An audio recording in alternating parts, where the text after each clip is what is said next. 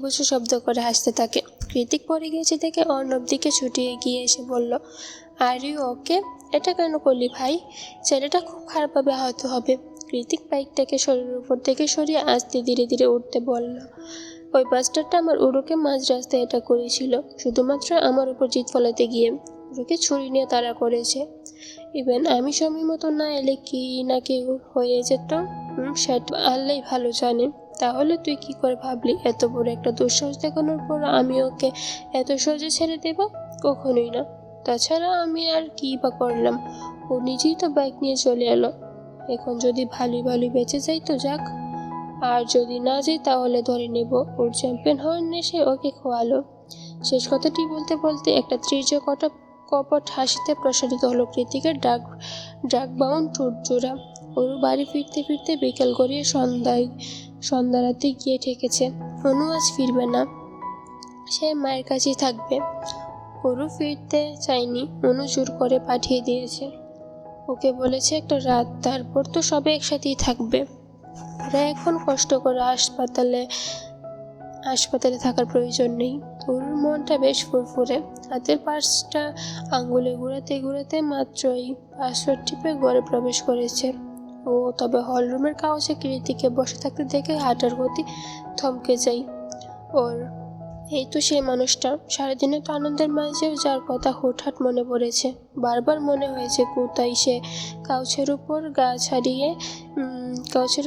ছাড়িয়ে দিয়ে দুপার টেবিলের উপর রেখে বসে আছে কৃতিক। নির্ঘুম নিষ্প্রভ কামুক চোখ দুটো অরুর পানে নিবদ্ধ। কৃতিকের মুখের দিক থেকে চোখ সরিয়ে অরু দৃষ্টিপাত করছে ওর পায়ের দিকে। ট্রিকটার প্যান্ট পরে আছে কৃতিক, যার দরুন ফর্সা লুমস দুটো পা এতাই সেতাই থেতলে গিয়ে রক্ত জমাট বাঁধা হয়ে গিয়েছে। অংশগুলো দৃশ্যমান। এমন দগদগে অবস্থা দেখে যে কারুর হৃদয় কেঁপে উঠবে। অথচ কৃতিক কতটা ভাবলেশীন হয়ে রক্ত নিয়ে বসে আছে, যেন কিছুই হয়নি। ওরুকে এভাবে তাকিয়ে থাকতে দেখে প্রতীক হাসকি সুরে বলল, তোর জন্যই ওয়েট করছি, ট্রিট করে দে। কৃতিকের পা দুটো পর্যবেক্ষণ করে একটা দীর্ঘশ্বাস ছেড়ে দিয়ে এগিয়ে এসে ওরু শুধালো, নিশ্চয়ই বাইক থেকে পড়ে গিয়েছেন? কৃতিক 2 হাত দিয়ে নিজের চুলগুলো ব্রেক ব্রাশ করতে করতে বলল, ঠিকই ধরেছিস। ফার্স্ট বক্স কোথায়? কৃতিক আঙুল দিয়ে নিজের রুমের দিকে দেখিয়ে বলল।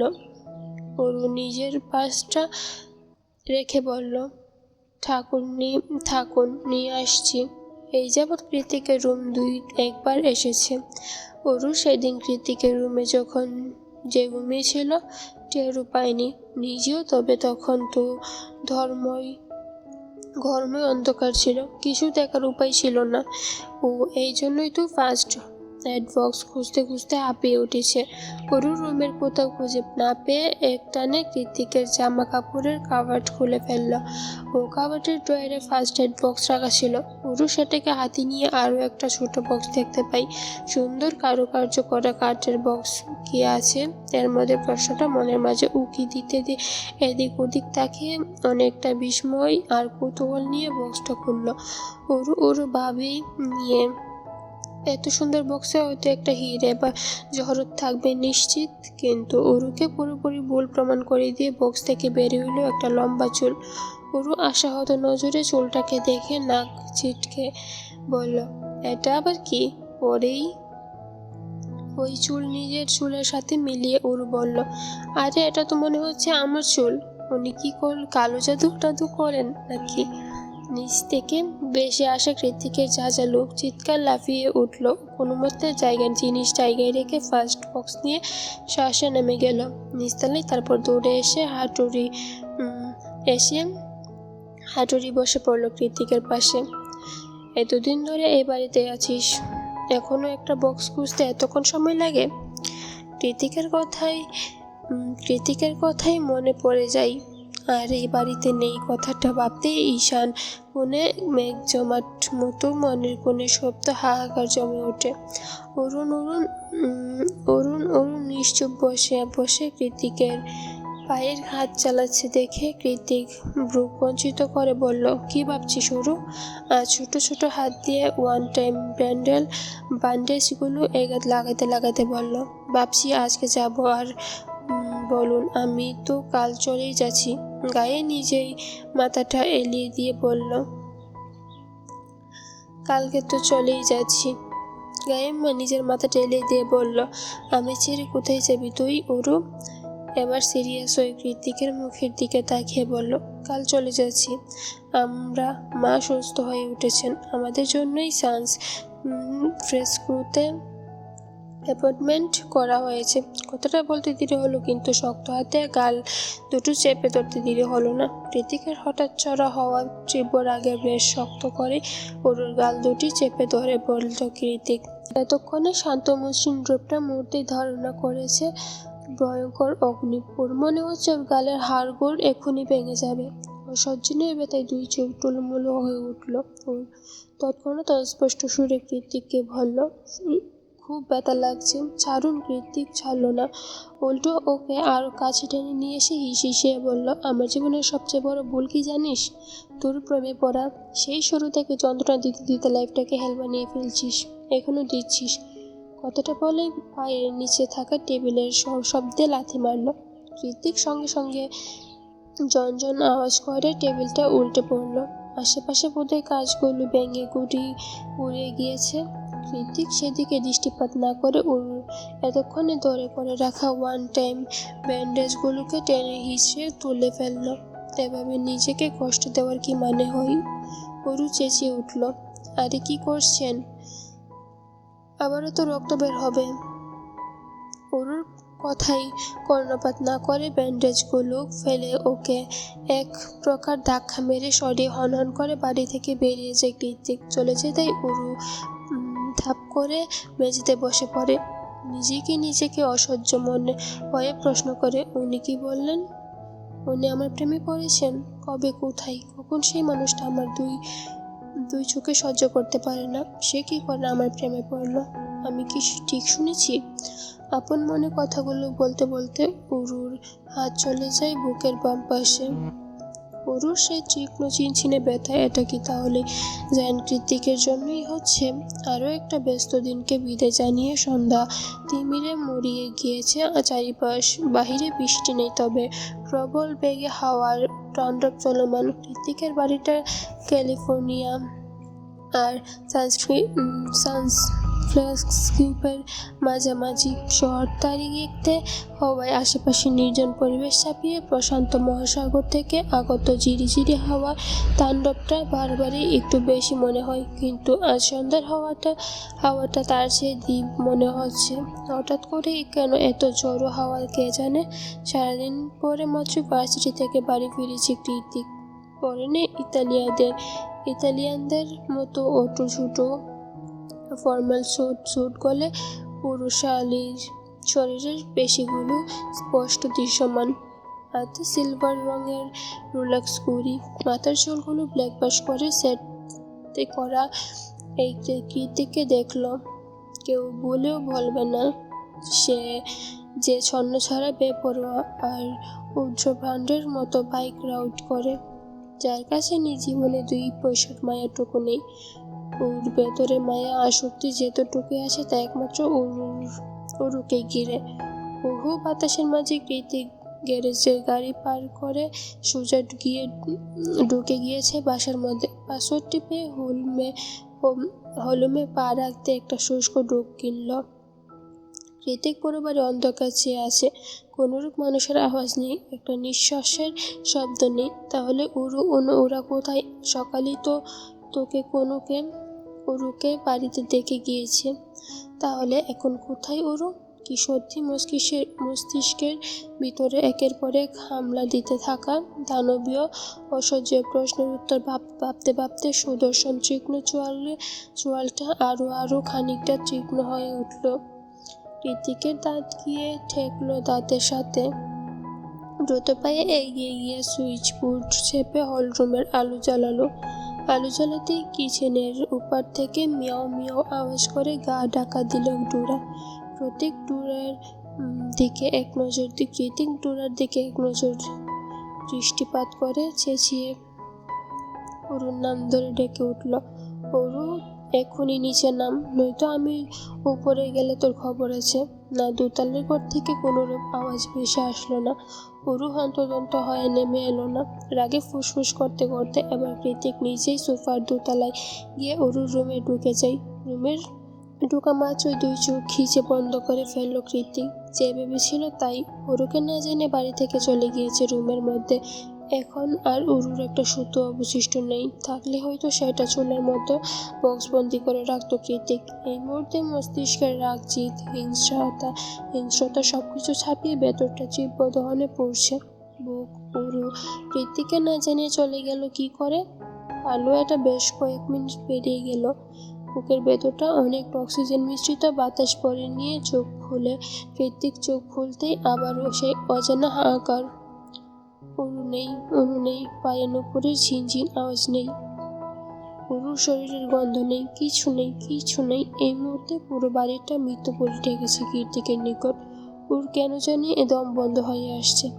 ওখানে শরীরের মাঝে কুণ্ডলিক পাকিয়ে ওটা তীব্র অস্থিরতা দামাতে একে একে কোটটাই গোয়ারি সবকিছু খুলে মেঝেতে ছুঁড়ে মারে কৃতিক।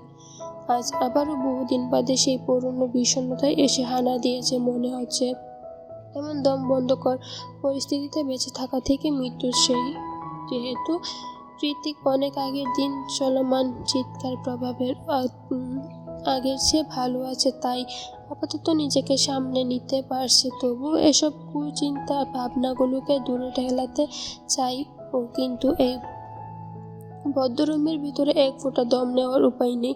তাহলে কি করা যায়? অতঃপর কিছু একটা ভেবে দ্রুত দোতলা থেকে নেমে আসে। কৃতিক নিচে গিয়ে বাইক চাবি নিয়ে হেলমেট নিয়ে বেরিয়ে পড়ে কোনো এক অজানা গন্তব্যের উদ্দেশ্যে।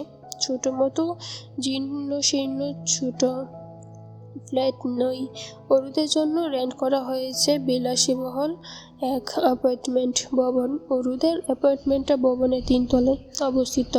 আজমিরি শেখ রোগী তাই খুব বেশি উপরে নেওয়া হয়নি বাসাটা। সন্ধ্যা থেকেই সবকিছু গোছগাছ করতে করতে প্রায় রাত হয়ে গিয়েছে অনেক। ওরা 3 জন ছাড়া আজমিরি শেখের নতুন অ্যাসিস্ট্যান্ট রাজ হাতে হাতে অনেকটা সাহায্য করেছে। সবকিছুতেই ছেলেটা বাঙালি দেখাতে, শুনতেও বাঙালিদের মতো। শ্যাম বর্ণের স্বভাব চরিত্রে মোটেও গুরু গম্ভীর নয়, কথায় কথায় হাসে। অন্যান্য কেউ হাসায়, আজমিরি শেখের মতো বিচক্ষণ মহিলাও তার কথায় হাসতে বাধ্য হয়। রাজকে পেয়ে অনু অনেকটা নিশ্চিন্ত। ছেলেটা মায়ের মতো, মায়ের ভালো খেয়াল রাখতে পারবে সেটা চোখ বন্ধ করে বলে দেওয়া যায়। রাজ প্রথমে এসে যে কাজটা করেছে, অরুকে নিকনেম দিয়ে দিয়েছে পিচি পাখি। রাজের এমন লুতুপুতি ডাকে। তাছাড়া এই পিচিটা কোথায়? একটা বিবাহিত মেয়েকে পিচি বলে আশ্চর্য। অনু যখন হিজিবিজি ভাবতে দাঁড়িয়ে থাকে, রাজের কর্মকাণ্ড পরখ করেছিল, তখনই ওর পাশে এসে দাঁড়ায় অনু। কাদের উপর কোণঠে গিয়ে বলে, ছেলেটা বেশি স্মার্ট। কি বলিস? আসার পর থেকে কেমন সবাইকে মাতিয়ে রেখেছে। ওরও মুখ ভেঙে বলে, স্মার্ট না ছাই, আমাকে বলে কিনা পিচ্ছি পাখি। তুই বলাপা, আমাকে কি পিচ্ছি মনে হয়? অরু অনুর মাথায় চাটি মেরে বলল, বোকা মেয়ে, তুই আমাদের মধ্যে সবার ছোট, তাই আদর করে তোকে বলছে। এত গাল ফুলানোর কি আছে? অরু অনুকে সরিয়ে দিয়ে বলল, তুই বুঝবি না আপা, মন ভালো নেই, দূরে যা। এখানে না বুঝার কি হলো? আজই অনু আর কথা বাড়ালো না। ঠোঁট উল্টে বিড়বিড় করতে করতে কিচেনের দিকে চলে যাই। অনু যেহেতুই রাজ অরুর দিকে ঘুরে তাকিয়ে বলে, এই যে পিচি পাখি, দাঁড়িয়ে না দেখে একটু হেল্প করলেও তো পারো। এক হাতে এতগুলো ওয়ার্ল্ড বোর্ড লাগানো যায়? রাজের কথায় অরু তেতে উঠে মুখ জ্যামিটি দিয়ে রুমে যেতে বলল, পারবো না, করলে করুন, না করলে ভাঙুন। অরু চলে যেতেই রাজ মুচকি এসে বলল, হাউ কিউট। রুমে এসে লাইট নিভিয়ে বিছানায় গা এলিয়ে দিলে অরু উদাস লাগছে। খুব কালকের তৈরি হওয়া বুকের মাঝের চিনচিন ব্যথাটা এখনো তীব্রতার রূপ ধারণ করেছে। আশাই চোখ দুটো বন্ধ করলে একটা অসম্ভব সুদর্শন রাগী মুখে এসে হানা দিচ্ছে। চোখের তীব্র ব্যথায় চোখের পাতায় কি চাই সে কেন ঘুমাতে দিচ্ছে না, কেন বুকের বাপাসে তীব্র ব্যথার কারণ হয়ে দাঁড়িয়েছে। কৃতিকের কথা ভাবতে ভাবতে গিয়ে অরুর আকস্মাৎ মনে পড়ে যায় ডোরার কথা। এখন অরুর নেই, কৃতিক নির্ঘাত ডোরাকে বাড়ি থেকে বের করে দিবে না। ডোরার কথা চিন্তা করে অরু শোয়া থেকে উঠে বসলো। মনে মনে ঠিক করলো কাল ভার্সিটিতে হয়ে কৃতিকের বাড়ি গিয়ে ডোরাকে যত দ্রুত সম্ভব নিয়ে আসতে হবে। কিন্তু রাতেই বা কখন শেষ হবে, আর আগামীকালই বা কখন আসবে। আজফুট এই কথাটা উচ্চারণ করতে আবারও চোখ মুখে বিষণ্ণতা ছেয়ে গেল। অরুর বুকের ভেতর সেই তীব্র চিনচিনে ব্যথা। অরুর বেশ কষ্ট হচ্ছে, অজানা কষ্ট, কিন্তু কার জন্য? বারবার মনে পড়ছে কৃতিকের মুখ থেকে উপরে আসা স্পষ্ট কথাগুলো। আমার জীবনের সবচেয়ে বড় ভুল কি জানিস? তোর প্রেম পড়া। গুনগুনে 12 বছরের বড় হয়েও অরুর প্রেমে পড়েছে কথাটা ভাবতে শিহরিত হয়ে উঠেছে অরুর হৃদয়, মন। সবকিছু হাজার চেষ্টা করেও কৃতিকের কথা মাথা থেকে সরানো যাচ্ছে না। না চাইতেও ওর মুখটা মনে পড়ছে বারবার। এই যেন মন মস্তিষ্কের এক তীক্ষ্ণ টুটানা। আর এই ভালো লাগছে না, এই উদাসীনতায় মনটা কি যে চাইছে নিজেও জানে না। ওই জন্যই তো কৃতিককে না জানিয়ে চুপি চুপি চলে আসা। নয়তো কৃতিক সবার সামনে জিদের বসে কি না কি করে বসত কে জানে। কৃতিককে নিয়ে ও হেতু ভাবতে ভাবতে অরুর চোখ যায় রুমের পাশে টানা বারান্দার দিকে। ওর ভাবলো একবার বারান্দায় গিয়ে দৌড়াবে, তাহলে যদি ভেতরের কষ্টগুলো ভাবটা একটু কমে আসে। সেই ভাবনায় সেই কাজ। এখনই স্বস্তির আশায় এগিয়ে গিয়ে কাজ ঠেলে বারান্দায় গিয়ে দাঁড়িয়ে পড়লো। ওর সঙ্গে সঙ্গে এক ব্রাশ দমকা হাওয়া এসে চোখে মুখে আসতে পড়লো। ওর এই রুমের বারান্দাটার ভবনের এক পাশে পেছনের দিকে। পেছনের রাস্তাটা নির্জন, সোডিয়ামের মৃদু আলো বেটে। খুব বেশি আলো এখানে নেই, মানুষজনের আনাগোনা ও তাই বেশি কম, যাকে বলে নিরিবিলি পরিবেশ। নিরিবিলি পরিবেশের সাথে আজ বাইরের তীব্র বাতাসের তাণ্ডব নৃত্য করছে। কি জানি কৃতিক কি করছে, মনের মধ্যে হাজারটা প্রশ্ন ওকে দিতেই উরু মিনমিনিয়ে বলল, কি আর করবে, হয় কানে হেডফোন গুঁজে ট্রাক রোমান্টিক অডিও বুক শুনছে, নয়তো বাইক নিয়ে রাইডে বেরিয়েছে। বোরিং লোক একটা। বিড়বিড়িয়ে এই কথাটি বলে হাতে দিয়ে বারান্দায় কার্নিশ করে মাথা নিচু সোজা নিচের দিকে চাইল। ওরু নিচে যাওয়ার সঙ্গে সঙ্গে মাথা ঘুরে উঠল। ওরু নিজেকে ভুল প্রমাণ করতে সোজা হয়ে দাঁড়িয়ে কয়েকবার চোখ পলক ফেলে পুনরায় নিচের দিকে তাকালো। ওরু দেখলো ওরুর দৃষ্টি বরাবর বাইকে হেলান দিয়ে ওর দিকে তাকিয়ে আছে কৃতিক। চুলগুলো অগোছালো, ফর্মাল শার্টের হাতাটা গোটানো, গলায় টাই নেই, সামনের দিকে কয়েকটা বোতাম অবাধে খোলা রাখা, যার ফলে ঢেউ খেলানো ফর্সদক্ষ ড্রেস ওর দৃশ্যমান। কৃতিককে বড্ড এলোমেলো লাগছে, গোলাটে দৃষ্টিপাতটাও কেমন বেসামাল। এতদূর থেকেও কৃতিককে আহত দৃষ্টির বুকের ভেতরটা কেমন মুসর দিচ্ছে ওরুর। কেন যেন মনে হচ্ছে কৃতিক আর কারোর জন্য নয়, বরং ওর জন্যই দাঁড়িয়ে আছে। এত রাতে ওরু আর বারান্দায় চোখ থেকে দাঁড়িয়ে থাকতে পারল না। ফুট করে কি যেন ভেবে উড়নাটা নিয়ে মাথায় আড়ালে ছুটে বেরিয়ে গেল অ্যাপার্টমেন্ট থেকে। মাথায় ভালো মতে ঘুমটা টেনে ছুটে এলো কৃতিকের কাছে। ওরুর নিচে নেমে এসেছে, তাও কৃতিক এইভাবে তাকিয়ে আছে ওরুর পানে। কোনো রাগ নেই, ক্ষোভ নেই, বিরক্তি নেই। চোখ দুটো যা আছে তা হলো এক রাগ মাদকতা। ওরু অতির 3 পিস পরে আসে, মাথায় ওড়না দিয়ে গোমটা টানা, লম্বা সিল্ক চুলগুলো পুরোপুরি বাঁধন হারা। ওরু কৃতিকের কাছে এগিয়ে আসতে কৃতিক 2 হাত দিয়ে ওর কোমর আঁকড়ে ধরে ওর কাঁধে মাথা এলিয়ে দিয়ে হিসিয়ে বলল, তোকে হেট করি বউজান। কৃতিকের কথা স্পষ্ট নয়, মাথাটা কেমন টলছে, মুখ দিয়ে অ্যালকোহলের বিশ্রী গন্ধ বের হচ্ছে। অরুর চোখ মুখ কুঁচকে বলল, আপনি অ্যালকোহল খেয়ে বাইক রাইড করে সে তুতুর চলে এসেছেন? কৃতিক হেসে মাথা নাড়ল। ওরও পুনরায় বলে, যদি কিছু হয়ে যেত? কৃতিক ওর কথাই তোয়াক্কা না করে নিবু নিবু কণ্ঠে বলল, তুই আমায় ছেড়ে কেন চলে এলি? এখন কি করে থাকবো আমি? একটু দূরে চোখের সামনে দেখতাম, সেটাও আর তোর মায়ের সহ্য হলো না। ওর কাছে কৃতিকের এই রূপ পুরোপুরি নতুন। ও কখনো কৃতিককে এমন নরম সুরে কথা বলতে শুনিনি। আজই প্রথমবার। কৃতিকের বলা প্রত্যেকটা কথাই ওর শরীরের কাঁপন ধরিয়ে দিচ্ছে ঠিকই, কিন্তু বুকের মাঝে জমতে থাকা সেই তীব্র চিনচিনে ব্যথাটা হুট করে কেমন উবে গিয়েছে। পাছে এসে বড় করেছে অজানে এক প্রশান্তি। কি নাম দেওয়া যায় এই প্রশান্তির জানা নেই। উরু চুপ হয়ে দাঁড়িয়ে আছে কৃতিক। উরুর উনাদের নাক কষে দুই হাতে ওকে আরো খানিকটা কাছে টেনে বলল, হার্টবিট ফিরে চল আমার সাথে। তোকে ছাড়া থাকতে কষ্ট হচ্ছে। তুই বল, যাবি? কৃতিকের প্রশ্নের উত্তর নেই উরুর কাছে। ও তো এখনো কৃতিকে নতুন রূপে আবিষ্কার করাই ব্যস্ত। কৃতিকে দেখছে, আর উরু যখন কৃতিকের বুক দূরে দাঁড়িয়ে কৃতিককে নিয়ে হাজারো চিন্তায় বিভোর, তখন কানে ভেসে আসে অনুর গলার কর্ষণ আওয়াজ। উপর থেকে হাঁক পেয়ে ঢুকে ডাকছে। অনু বারবার বলছে, রাতের বেলা কোথায় গেল? মেয়েটার রুমে দাঁড়িয়ে অনু ডাকছে। বুঝতে পেরে উরু নিজের মাথার ঘুমটা আরো ভালো করে টেনে নিয়ে কৃতিকের উদ্দেশ্যে বলে, মোবাইল কোথায় আপনার? মোবাইল দিয়ে কি করবি? দরকার আছে। কৃতিক উরুর উন্নাতে নাক ঘষতে খুঁজে বলল, পকেটে মনে হয়। কৃতিক টলছে, তাই অনু নিজের পকেট থেকে মোবাইলটা বের করে কল দিল প্রত্যয় নাম্বারে। প্রত্যয় ফোন রিসিভ করে ওপাশ থেকে। কিছু বলার আগেই উরু এক নিঃশ্বাসে বলল, অনেকে না মানে কৃতিক ভাইয়াকে আমাদের বাসার সামনে থেকে নিয়ে যান, উনি ড্রাঙ্ক হয়ে আছেন। প্রত্যয় চমকে গিয়ে বলল, কি বলছো? কোথায় আছে ভাই? অরূপ মিনমিন করে বলল, আমাদের নতুন বাসার পেছনের রাস্তায়।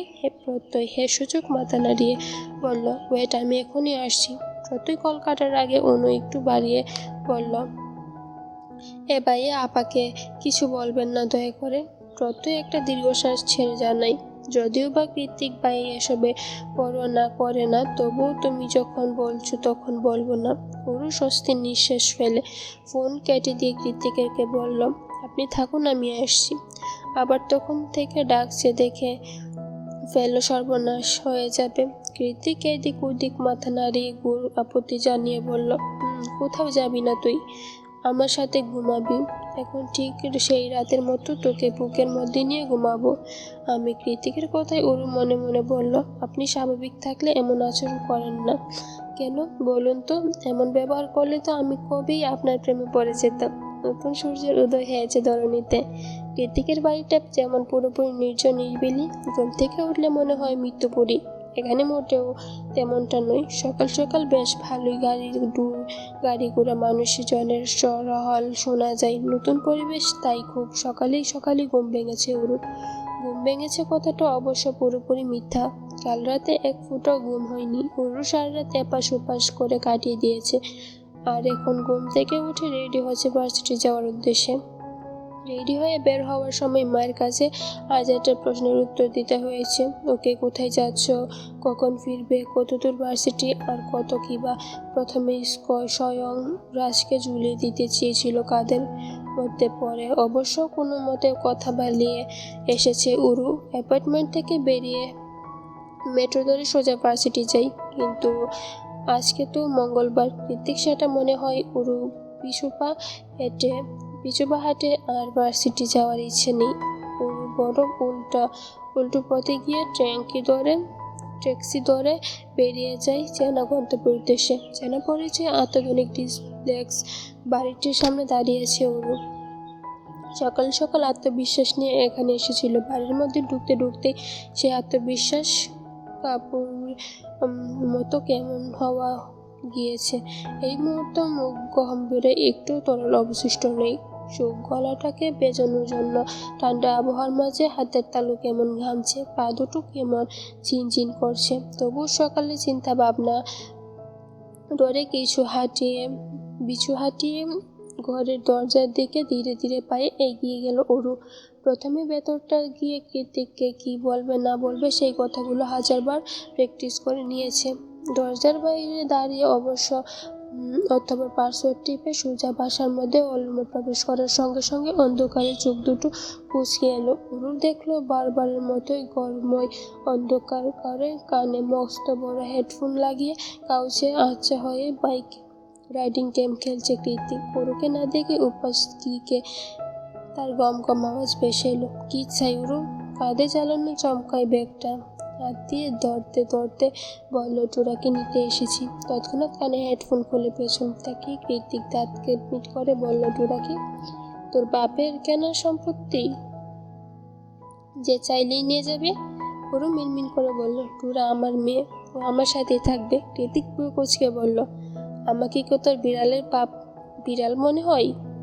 আমি কেন বিড়ালের বাচ্চা জন্ম দিতে যাব শুনি? পুরো মাথা তুলে বলল, আপনাকে তো কিছু বলিনি। মুখে মুখে তর্ক করছিস। কাছে দিনের মধ্যে বেলাতে পড়ু বাড়ির রাত হয়ে আছে। ওরও একটা শুষ্ক ডুব গিলে শুধালো, কাছে এলে কি করবেন? আমি যা খুশি তাই করব। এখন চুপচাপ কাশি আসবি নাকি আমি উঠে টেনে হিসে থাপ্পড় দিয়ে কাছে টেনে নিয়ে আসবো?